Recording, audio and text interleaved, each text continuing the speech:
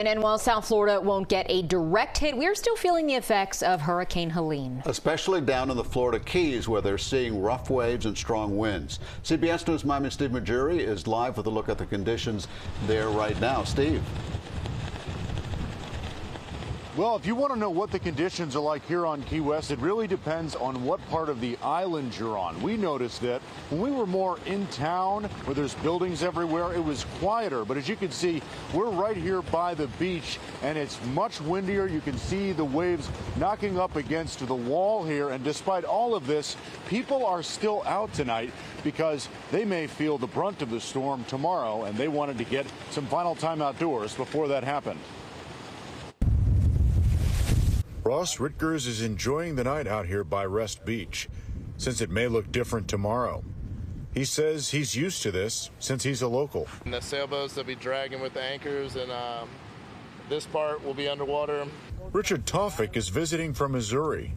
He tells us the further away he is from the beach, the quieter it is, despite a hurricane being only a few hundred miles west. You go black and it's like you're in a different world, but on the other side of the islands, it's like, you know, it's calm. While they're enjoying the night, Omar Perez and Leo Masters are checking all the stormwater drains. Even though they're not clogged, high tide is coming in, which stops the stormwater from emptying out into the ocean. High tide, what are you gonna do? And luckily we ain't got no rain.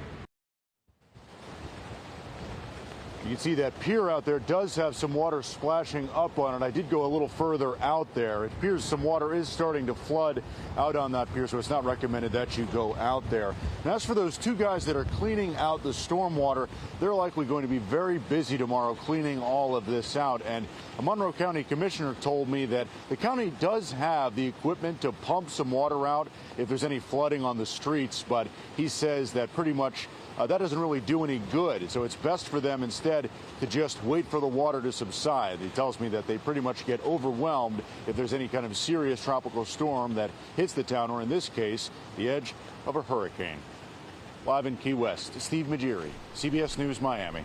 All right, Steve, thanks for that live look. Stay safe out there. Thank you, Steve. And our